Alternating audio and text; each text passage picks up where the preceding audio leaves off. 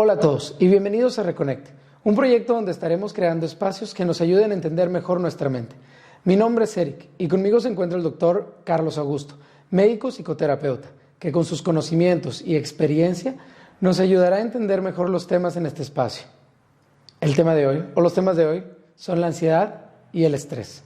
Así que comencemos. Primero que nada, doctor, ¿qué es el estrés? Claro, mira, el estrés es una percepción de tu cuerpo. Es decir, cuando algo te preocupa, cuando algo no te agrada, tu cuerpo tiene diferentes reacciones. Puede ser, por ejemplo, la contractura del cuello, puede ser el que sientas algo de taquicardia, dolores de cabeza, un poco de respiración fuerte, ¿sí? Esto, el estrés no necesariamente es malo. Hay estrés que cuando es estrés agudo es bueno. Todos necesitamos ese estrés para hacer cosas, para activarnos. El problema es cuando es crónico, ¿sí? Esa sensación de pesadez, esa sensación de malestar es la que va haciendo que tu salud mental vaya empeorando, ¿sí? Ahora, si lo comparamos con la ansiedad, porque muchas veces las personas confunden estrés o ansiedad, bueno, la ansiedad tiene que ver más con la percepción de esos síntomas. Por ejemplo, creo que el que se me esté acelerando el corazón es algo malo, por lo tanto me va a pasar algo malo, y eso empieza a liberar hormonas que tienen que ver con cuestiones más de ansiedad, es decir, con un temor más grande, como si algo muy malo te fuera a pasar. Entonces, los síntomas son muy parecidos. La diferencia es que uno es, percibo mis síntomas, ese malestar, y en el otro es, estos síntomas les doy una atribución muy negativa, como si algo me fuera a suceder. Y aparte, tengo preocupaciones respecto a eso, es decir, porque me siento así, me voy a morir, me va a pasar algo. Entonces, la mezcla de estas dos cosas, por eso es de que es muy común que se tenga. Es decir, que una persona estresada también padezca algo de ansiedad y viceversa, ¿sí? Pero son entidades diferentes. Poniéndonos a lo mejor un poquito científicos o técnicos, cuando yo estudiaba tenía un maestro que comentaba que el estrés era cualquier situación que provocaba que nuestro cuerpo tuviera una reacción simpática. Y me gustaría que ahorita definieras esto porque quiero que la gente sepa qué es lo que pasa en su cuerpo cuando está teniendo una reacción que le provoca estrés. Ahora, decía que el estrés tenía sus orígenes de cuando teníamos que sobrevivir, o sea, es decir, cuando a lo mejor nos estaba persiguiendo un animal y era de vida o muerte, o cuando teníamos que pelear, o sea, la famosa reacción de huida o pelea. Entonces, ahorita no vivimos en esa situación donde esto esté sucediendo constantemente, y el estrés, sin embargo, sí repercute en nuestro cuerpo porque sale, no que salga la energía, pero hay cierta energía que se está procesando, ¿no? Entonces, ¿qué pasa? ¿Qué es lo que pasa con esta energía? ¿Qué pasa en nuestro cuerpo? Claro, mira, para enfrentarnos a peligros externos, imagínate que tú vas a ver por ejemplo, alguien que sea un estudiante va a ir a ver una calificación, ¿sí? La calificación que está puesta, a lo mejor impresa en un lugar o que le va a salir en el monitor ahí de su computadora, pues no lo va a atacar, o sea, no va a ser una cosa que te vaya a matar, ¿sí? Okay. Pero lo que significa para mí, sí puede ser algo que le tenga miedo, ¿sí? Tu cuerpo no sabe reaccionar si eso te va a matar o no, solo sabe que es peligroso. Entonces, ¿qué empieza a suceder? Empieza a haber liberación de hormonas que te dicen, o vas a pelear o vas a huir, ¿sí? O sea, el cavernícolamente, por así decirlo, eso nos servía para sobrevivir anteriormente, ¿sí? Entonces, si tú vas a huir, tu sangre necesita estar más distribuida en ciertas áreas, por lo tanto tu corazón se tiene que acelerar, y todas estas reacciones son las que confundimos con un peligro que me está pasando, me estoy muriendo, algo me está sucediendo cuando padecemos ansiedad, ¿sí? La cosa es de que, bueno, pues ni la calificación te va a matar, ni la mayoría de nosotros, afortunadamente, no estamos en un ambiente donde todo el tiempo algo nos vaya a querer matar o hacer un daño físico, ¿sí? Sin embargo, sí lo necesitamos para sobrevivir. Por ejemplo, si algo sucede donde hubiera un choque, ¿sí? Donde tú veas que están chocando dos carros y a lo mejor alguno viene hacia ti, ¡pum!, se activa esto, aunque normalmente no estés en una situación donde estén chocando carros o donde te estén queriendo hacer daño, ¿sí? ¿Y qué pasa? Pues huyes del lugar, ¿sí? También los mecanismos de pelea, que son los otros que te hablaba, pues te permiten enfrentarte a cosas. Por ejemplo, una persona puede decir, ¿sabes qué? Veo un perro que se me avienta y yo inmediatamente salgo corriendo. Pero ¿qué pasa si es que veo que a mi hija o a mi hijo chiquito un perro lo va a morder? Pues mi mecanismo de pelea se activa y voy, a lo mejor me aviento contra el animal, ¿sí? En ambos necesito que haya reacciones que me digan, necesitas pelear o huir, ¿sí? Necesitas liberar hormonas que te permitan sobrevivir a esto. Y por ejemplo, en el caso del estudiante que está viendo sus calificaciones, que se asusta o le da el miedo de que lo vayan a, no sé, correr de su casa, y el estrés se interpreta o el cuerpo tiene esta reacción de la huida, ¿qué es lo que pasa con su cuerpo? O sea, porque no va realmente a huir, no va a tener esa repercusión o descarga física de salir corriendo. Entonces, ¿esto puede tener un efecto dañino en su cuerpo o en el cuerpo? Sí, sí es algo que empieza a pasar muchas veces. Okay. Es decir, todo el mundo podemos tener una crisis de pánico, por ejemplo. Todo el mundo puede sentirse mal en algún momento. Todo el mundo puede tener algo que no nos agrada, ¿sí? Y no necesariamente eso quiere decir que tengas una enfermedad, ¿sí? Por ejemplo, ¿quién no se ha preocupado por una calificación y eso no te dice que tienes un trastorno de ansiedad generalizada, o no te dice que tienes una crisis de pánico, ¿sí? O sea, por eso te digo, es normal sentir miedo, es normal sentir cierto grado de ansiedad, cierto grado de estrés. El problema es cuando esto se empieza a volver recurrente, ¿sí? Como dices, a lo mejor no lo libero en el sentido de que simplemente me lo guardo, o empiezo a darle interpretaciones a mi cuerpo que no son, como te decía, me va a pasar algo, no lo hablo con nadie, y al final lo que termina sucediendo es que salgo gritando y diciendo algo malo me va a suceder, ¿sí? Entonces, esa es la cuestión. Cuando esto ya se vuelve algo parte de tu vida y te está empezando a afectar con tus relaciones personales, por ejemplo. ¿Por qué? Porque, como te decía, hay mecanismos de evitación, ¿sí?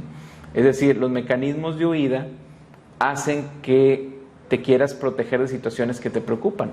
Un ejemplo, si yo empiezo a temer por mis calificaciones, pues a lo mejor lo que empiezo a hacer es evitar ir a la escuela, ¿sí?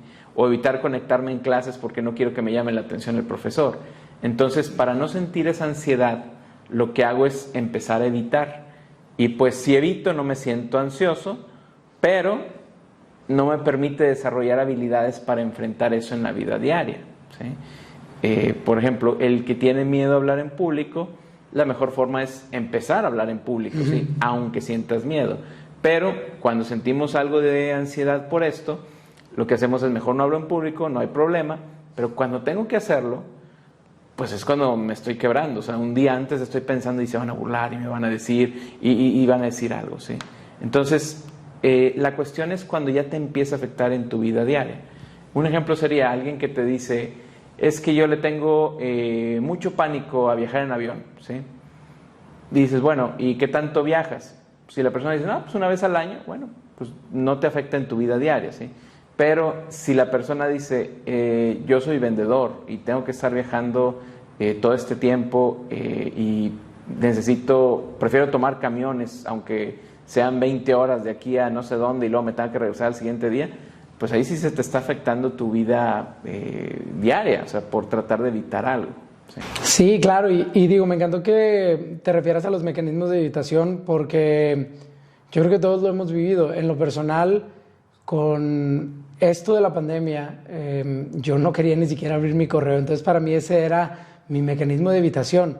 O sea, literalmente no quería trabajar, no quería abrir mi correo porque cada vez llegaban más y más malas noticias, entonces, o al menos no tan buenas noticias. Entonces ese era mi mecanismo para evadir o para evitar lo que me estaba sucediendo.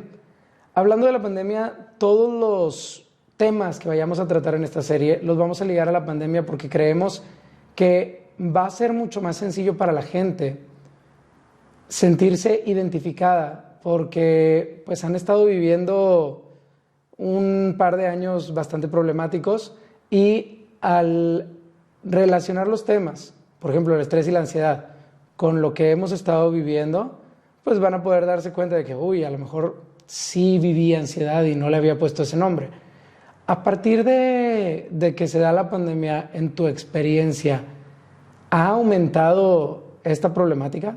Claro, mira, durante el pico de pandemia llegamos a tener un 30% de la población con problemas de ansiedad, ¿sí?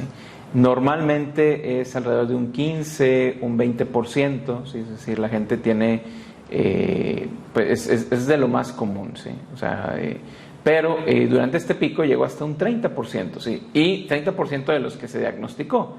Puede haber una población por ahí que no quiso acudir o que por miedo a ir a exponerse no fue a tratamiento.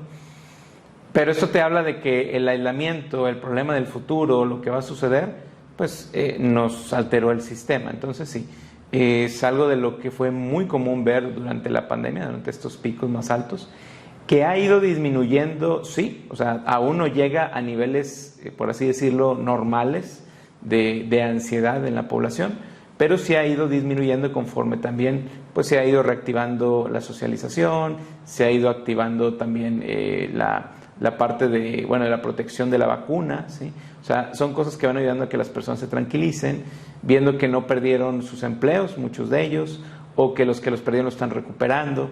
Entonces, también después de una situación terrible, empieza un periodo de reajuste donde pronto esperemos estar ya pues en un punto donde las cosas estén como antes. Mientras tanto, digo, personas como yo, que ahora que nos están escuchando y que ya le están poniendo nombre, estrés, ansiedad, digo, me da gusto que digas un número, por ejemplo, el 30%, porque sabemos que al menos el 30% de las personas que nos están escuchando identificaron haber sentido estrés y ansiedad, pero en realidad yo creo que el número ha de ser muchísimo más alto, porque, pues bueno, cuando hablamos de estadísticas, hablamos de gente que, pues a lo mejor fue encuestada o fue tratada con la problema.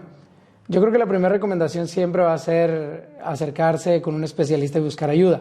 Sin embargo, para a lo mejor las personas que no lo puedan hacer o aparte de esta recomendación, más bien, ¿qué recomendarías para las personas que nos están escuchando y que están sintiéndose identificadas y dicen, oye, pues yo sí pasé por eso, yo sí me aumentó mucho el estrés o llegué al punto de sentir ansiedad?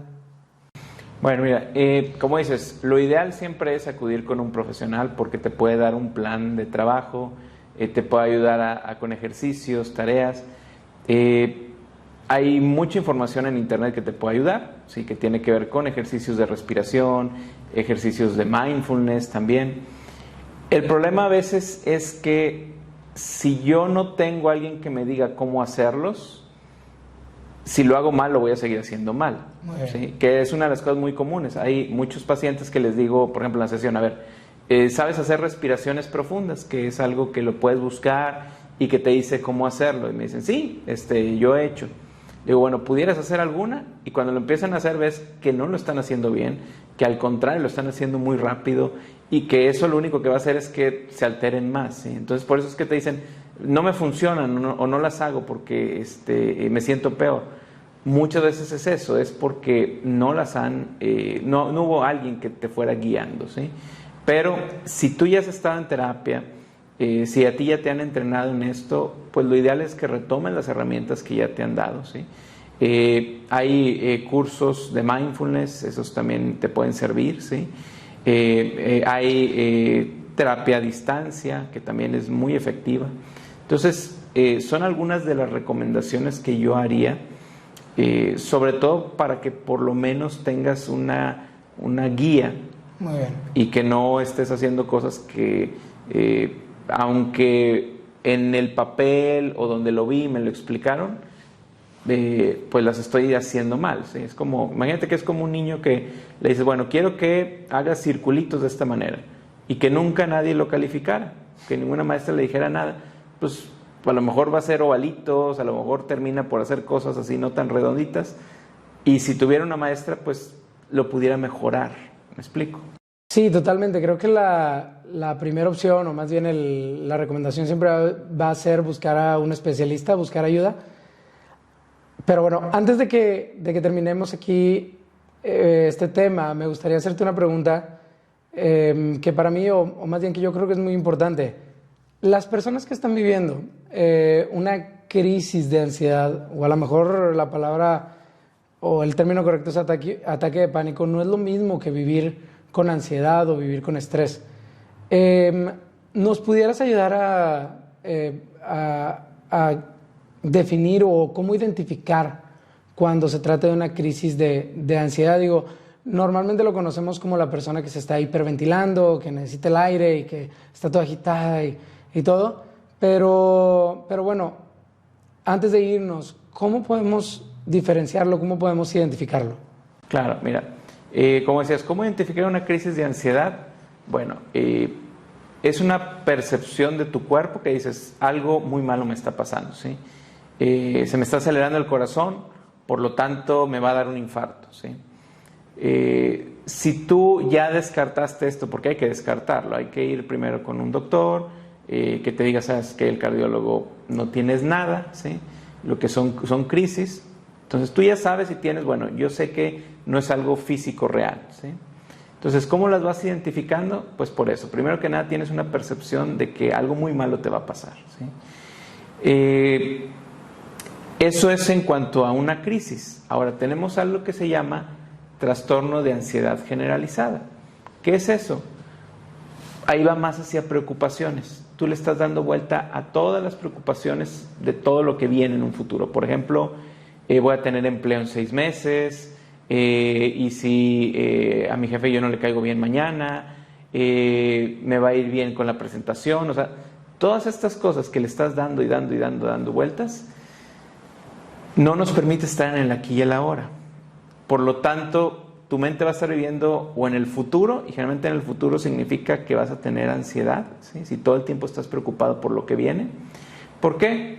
Porque estás viendo escenarios catastróficos, estás viendo lo peor de lo peor. O sea, no estás viendo ni siquiera algo realista, de decir, bueno, a lo mejor me puede llamar la atención mi jefe, sería algo realista si me equivoco, pero el extremo sería, me va a despedir, ¿sí?